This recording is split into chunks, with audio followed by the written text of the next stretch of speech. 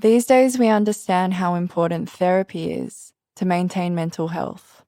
Therapy helps us connect the dots between our emotions, traumas, and life experiences. However, in-person therapy sessions are not for everyone. They can be inconvenient and expensive, and the time between sessions can leave us feeling stranded. Thankfully, now there's Talkspace, the online talk therapy platform that's with you 24/7. Talkspace makes therapy accessible. It gives you immediate access to a licensed therapist at any time, wherever you are. And with over 5,000 licensed therapists, Talkspace will pair you with the right therapist for you, based on your needs and your budget. You have the power to start your therapy journey today and join over 1 million people who already feel happier at Talkspace.com. You'll get 24/7 access from your phone or computer to a licensed therapist that fits your needs, and you'll only pay a fraction of the price of traditional therapy. Don't forget to use promo code SILENT for $65 off your first month. That's Talkspace.com, promo code SILENT. Silent Waves contains material that may be distressing for some listeners. If any of the content is triggering for you, please refer to the support organisations in our show notes. Act 4. With my father gone, my heart was broken. I would call his phone again and again just to hear his voice on his answering machine. For 20 seconds at a time, I'd forget he was no longer here. At least there was another angel in the sky. That's what I told myself, guiding me from above, somehow holy now. I had this overwhelming feeling that he had access to my mind. I was convinced he knew about Leonardo. People were starting to see a side of me that hadn't existed before, and it terrified me to feel like I was losing my grip. But obviously things really started to take a bad turn when your dad was very ill, and there was a lot of uncertainty around that. This is Sasha, one of my closest friends at the time. When he went missing, when we didn't know where he was, that was when I felt there was a lot of distance between us, and I didn't obviously know what was going through your head, and just felt really sad for you, I guess, about all of this that was going on. It was just a really sad time, I guess, of watching you and feeling like it was watching somebody drowning and not knowing how to help them or save them, and just observing somebody going through hell. My name is Raquel O'Brien, and this is Silent Waves.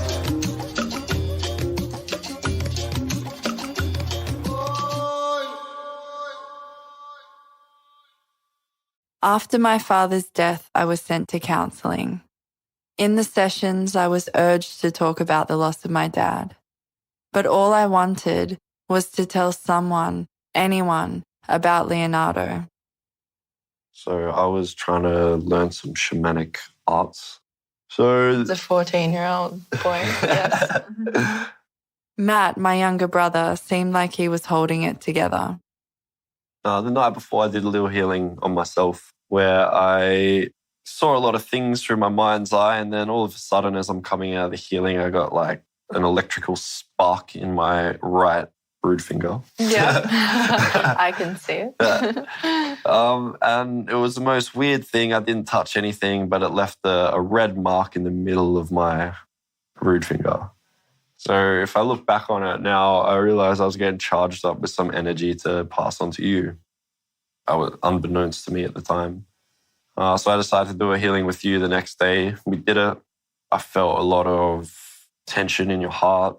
Tried to go into that, release it a little bit, ran some energy flow through you. And then at the end of it, you were bawling. I grabbed your hand at the end of it. I was like, okay, is there anyone in the universe got any messages for Raquel? I used to be able to hear clairaudiently. So what would happen is white noise would come in, then I'd hear a voice, then white noise would come out, and then that was like transmission over, essentially. I heard Ralph's voice being like, it's okay. It's all right, my sweetie, I'm here for you. Everything's going to be okay. But you kept crying. And then next day I woke up and you're in bed with Mum, crying, bawling your eyes out. Mum's stressing out. Mum's like, Matthew, you have to be careful, doing these healings. You could have brought some dark energy in. I was like, felt good at the time. Everything felt cool. Don't think I got her possessed. Yeah, then, shit hit the fan. You said, okay, you better sit down because what I'm going to tell you. And I said, what else now? Because what else can be? And I thought, she's pregnant, drugs. I never thought. I said, okay, what else? And then you said, Mom, I was sexually abused by Leonardo. And then I said, what? Kept hugging and, it was just... Did I tell you that? Did I tell you initially that he did rape me? Did I tell you? No, you never told me anything. Yeah. Do you think you knew in that moment that he did? Yeah. Back then, it didn't cross my mind how it would have felt for my mum to hear her daughter had been abused by her nephew. I felt completely numb. I felt completely useless. I felt completely powerless. I felt completely betrayed. The next day, we were on a flight to Melbourne. My older brother, Heredia, had organised it. At this point, Matt still had no idea what was going on. Gabriel calls me. He's like, Matt, stuff just happened. You find out when you get to Melbourne. That's it, essentially. You're catching a flight tomorrow. I was like, what the fuck happened? I'm thinking it's all to do with Dad. I'm like, oh, fuck, dude's at it again. So I catch a flight. You're crying in the arms of Mum. I'm just like, what the fuck is going on here? like I'm not to ask questions. I'm just to be like, yeah, I'm going to Melbourne. Don't know why. Tell my friends, yeah, I'm going to Melbourne. Don't know why. Just doing it because that's what, the bosses say. When they told you, did you feel anger? Did you feel sadness? Did you feel like you knew it all along? I think I knew it all along. I was just like, it wasn't as surprising because Ralph came out of nowhere. This was like, oh yeah, I had thought that before. Now it's come to light and it's fucked, but at least we can do something about it now. Yeah. At least now we're going to finally kick into gear. So in terms of processing it, I think I'd processed the shock element, which everyone else was copying at that stage already. Because I was like, I saw that fucking child porn. I saw him take you into his room when I was sleeping in there. I'd already speculated about all this and I'd already had that shock where I was like shaken. Despite having broken my silence, I couldn't shake the feeling that it was all my fault. Oh, you rocked. You knocked about. That was a steady decline in your well-being there. I remember many a times you would be slitting your wrists. I'd have to kick in doors to get you out. You'd just go walkabouts. You'd send a message to everyone being like, that's it, I'm out. I'm going to jump off this bridge. I'd go running around the streets of South Yarra trying to find you. You and Mum used to have some crazy fights. So would you say that Mum and my relationship started deteriorating from that point? I think so, yeah. And on the contrary, you and my relationship got a whole lot stronger.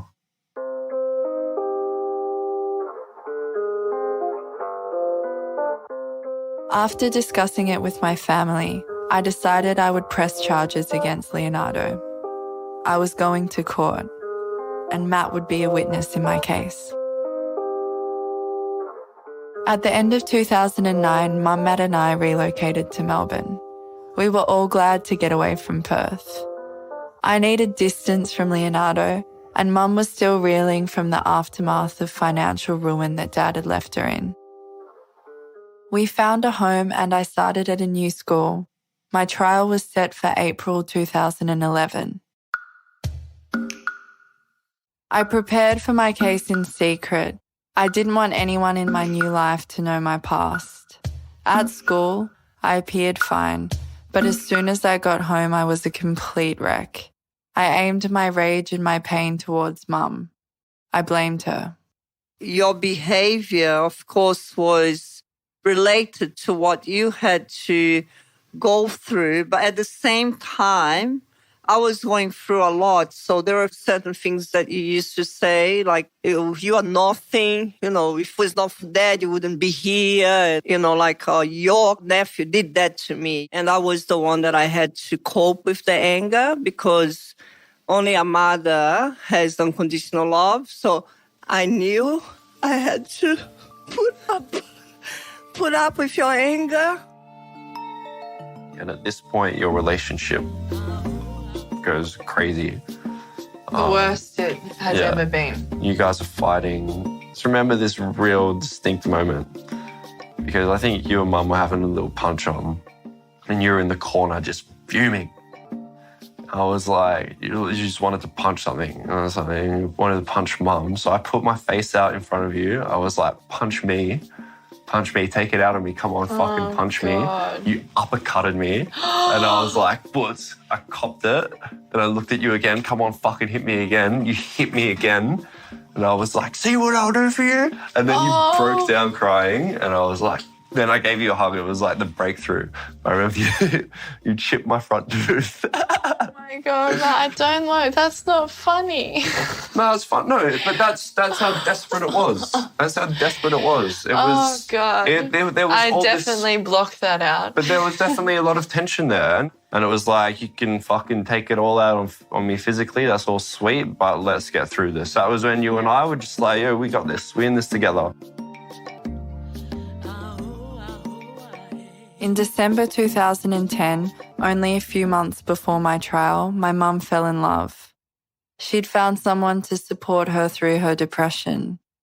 It was the first time I'd seen my mum with a man other than my father. She was consumed by him. He was someone I now know she not only needed, but deserved. But I didn't see it at the time. All I saw was betrayal. Because of this, Mum and I were barely speaking. And then one day, Matt, Mum and I were on a plane to Perth. The trial was on the other side. I had recently turned 18. Going into court, I had my mantra. Just say the truth, Raquel. The judge deemed me a vulnerable witness. Therefore, I was to testify via CCTV live feed into the courtroom. I was escorted into a small room where I was met by a support worker. She had a kind face and handed me a blue stress ball as I entered. I sat down next to her before an enormous TV screen and started to shake. It was only this year that I obtained the transcripts from my trial. I'd blocked it out. As I read through, I remembered it all. My lawyer asked me a series of questions about where I lived, my age, and my relatives. It was easy enough. He then asked if I had a cousin by the name of Leonardo. Yes. I went to court thinking I would have the opportunity to tell my story. Witnesses in a criminal trial are asked to swear to tell the truth, the whole truth, and nothing but the truth. This is Dr. Vivian Waller, Principal Solicitor of Waller Legal, representing sexual assault survivors for 22 years. But more often than not, they never get the opportunity to tell their whole history or to give the full picture about what has happened. The evidence unfolds. They only have to answer specific questions that are asked of them. They're told to answer the question yes or no. They're cross-examined at length. Reading through the transcripts, I remembered how I felt knowing that he was out there, Leonardo, looking at me. My lawyer asked about the way that Leonardo groomed me, yet that wasn't the term used. Carinho, the caressing. I admitted that when he caressed me, it felt nice. It hurt imagining the jury's thoughts, their judgments, thinking that I was asking for it. Having to explain my sexual abuse in graphic detail to a courtroom full of strangers was torture. As I read through my court transcripts, I could feel my shame seeping into the proceedings. I had to recall the time that Leonardo asked me to perform oral sex. This is a reenactment from my court transcripts. He left and I just cried. How long did you cry for? The whole night. And why did you cry? Because I hated myself. At the time, I did not understand how the Australian court system operates. I was warned that cross-examination wasn't going to be easy, but nothing could have prepared me for what followed. I think we should pick up on these issues about the legal system because the same tactics of power and control that are used by abusers often are re-experienced by children when they hit the court system. Here's academic Kathy Humphries. She's the Professor of Social Work at the University of Melbourne. The child or the young person experiences this as trying to break them and trying to get them to renege on their story. So the number of times that victims, very young children, are accused of lying is part of what's used against them. So it doesn't seem to be delivering justice. What it was seen to be delivering was more assault. And I don't think it's got that much better.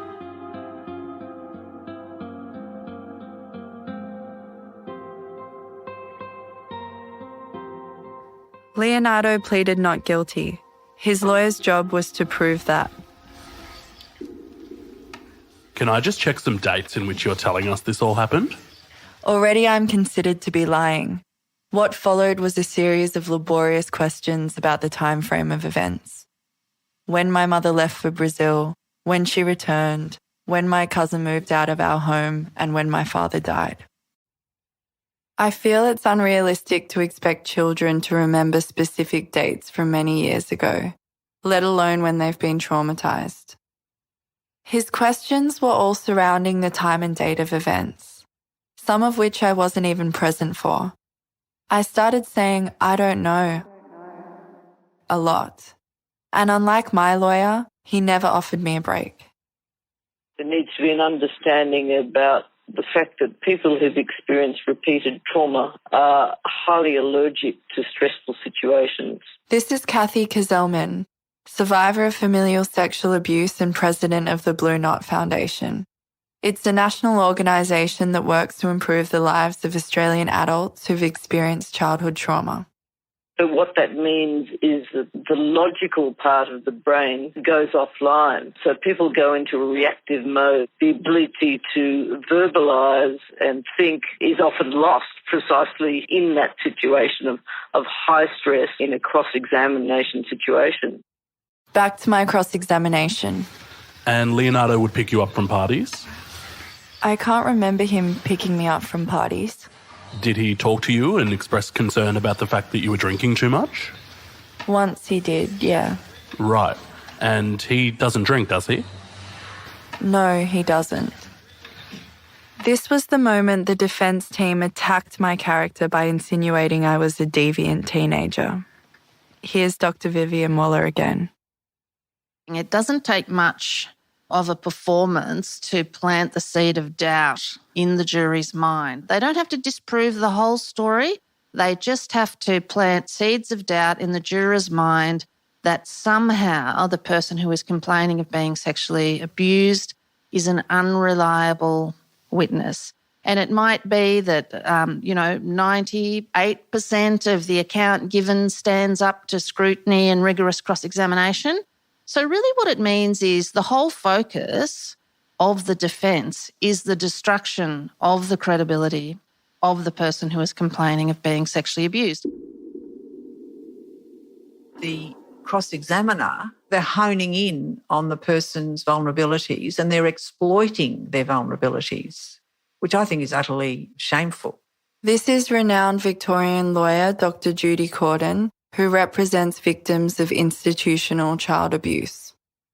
When you already know that that person is vulnerable, to wittingly go in there and exploit that vulnerability yet again is very harmful. It's very harmful indeed. It's psychiatrically harmful for the survivor. My testimony was dismissed at various times. Now, I'll put it to you that at no time over this period of time did Leonardo ever touch you inappropriately. He did. That he never touched your breasts. That he never touched your vagina. That he never touched you inappropriately at all. He did, and I'm not lying. The courts are based on centuries of tradition and their well-established, long-held rules around evidence that don't take account of the difficulties that you describe. Graham Taylor is a specialised trauma psychologist. We spoke of the re-traumatisation of survivors through the court process. One of the reasons why many victims don't speak up is because speaking up in itself is traumatic. It's bad enough to not be believed, but it's worse to be attacked, to be told by a clever QC that you must be lying. This is academic Kathy Humphreys. We somehow have distorted the justice system, so-called, to make it an unequal system where it's all about the rights of the defendant rather than the rights of the victim. It's not experienced as a fair system. Defence referred to the time in the car when my dad had asked me if anything happened between Leonardo and I. That was the time that I had said no. I lied. Never mind about that. Is that what you said to your father?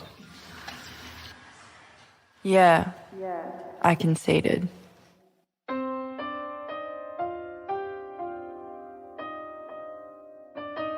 Cross-examination finished soon after.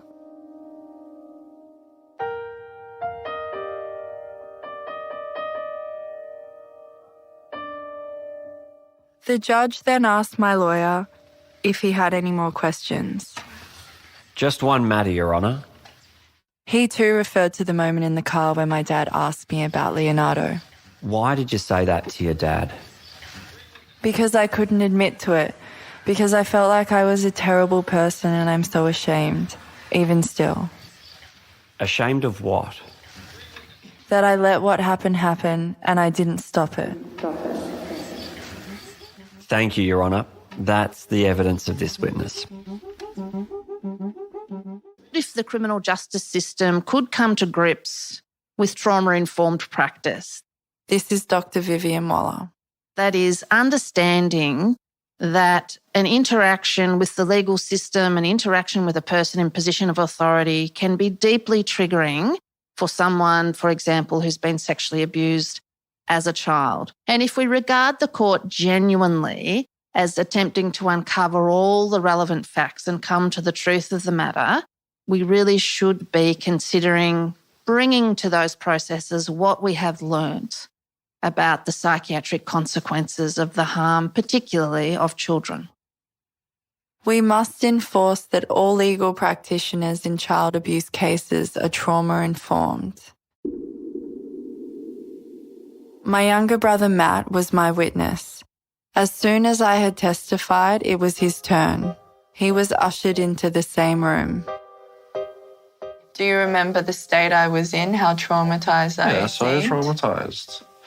Yeah, you were all, like shaking because dude's pretty much discounted your whole story, which touches on a whole lot of issues that I have with the legal system. Court doesn't stop. Court's like, all right, bring in the next.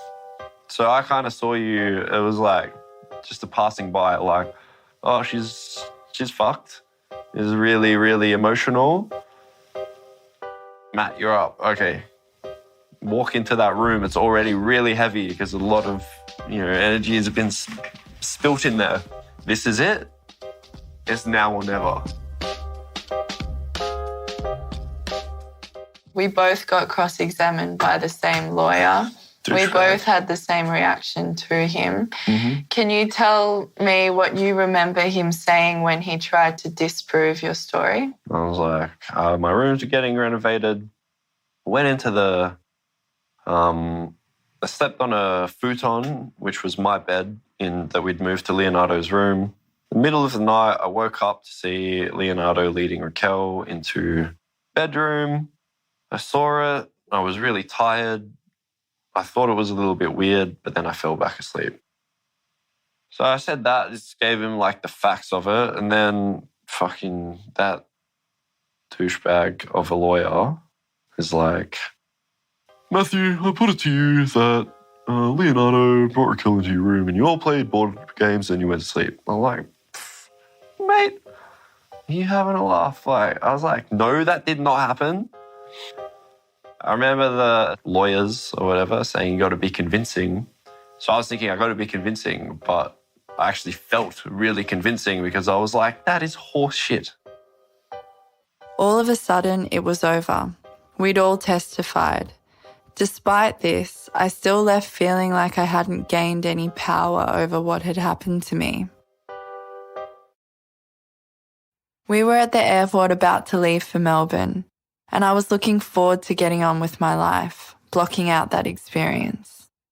And then Mum got a call. The verdict was in. Guilty. That's all I heard.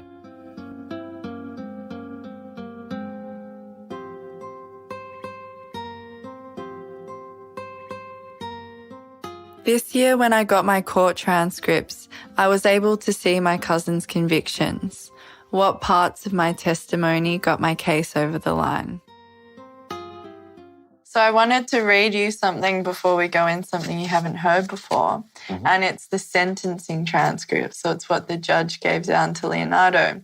And so basically, Leonardo was convicted of 4 counts and he was charged at the moment.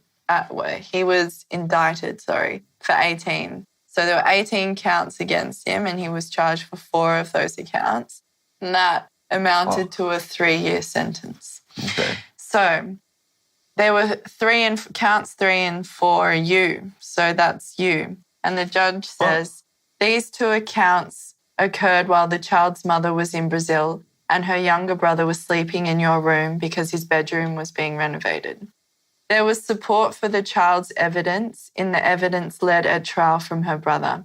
I find that he was a credible and reliable witness, and I'm satisfied beyond reasonable doubt based on his evidence that on the occasion when he was sleeping in your bedroom, he woke up to see you leading his sister into the bedroom, and then he saw his sister get onto your bed. He then went back to sleep. I find that you did, while the brother was sleeping in your room, go to the child's room and got her to come and sleep in your room in the bed with you. You began caressing her and then fingered her again, that is, penetrated her vagina with your fingers, and that's the subject of count 4. You wanted to perform oral sex on her, but she said she did not want to. You then got her hand and put it over your shorts, put your hand over hers and moved it up and down your penis, and that's the subject of count 3. She was worried during this that her brother would wake up, and she ended this by saying good night and going to sleep. So... Fuck. That's heavy. Well, it is, but it's also thank you, because if it wasn't for your testimony, that's 2 less counts that he would have been charged for. I know. And they were they weren't even the worst time. Yeah, I know, but fuck. As if... Yeah, that's massive. Can we have a hug? Yeah. I love you. Oh, dude, that's good. Dodgy. No, it's kind of fucked because all through this testimony, like, I stepped into the room. You'd been in the room for like an hour and a half. I was in there for 15 minutes. And that's it. And that 15 minutes was enough to get 2 more counts. Whoa, thank God. Yeah, I know, right? But like, fuck. I had no idea that was that important. Knowing that if it wasn't for my brother, my cousin may have walked away free, made me think about survivors who go through the system without any other witness to corroborate their story. When it's one word against another, and all that's needed is a drop of doubt, what chance do they have? After court, I was made to feel like justice had been served. I'd won. 4 counts had put my cousin in prison. I'd hoped the process would heal me. Instead, I was left feeling like I hadn't really won anything at all, disempowered. My cousin, to this day, has never owned up to his crimes. In fact, he appealed twice against his sentence. I returned to Melbourne vowing never to go back to Perth. I'd laid my dad to rest and I'd exposed Leonardo. It was time for me to move on. But someone else's silence needed to be broken. In 2013, my eldest brother Gabriel woke from a dream. He knew our family's darkest secret.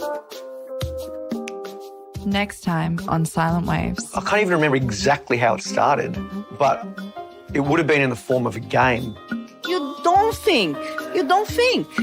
You do not think. Do you understand? You don't. I could tell that there was something off, and there was an awkwardness. It was almost like it was distorted and deformed, and it was very unnatural. It was just like your body there, your soul is gone.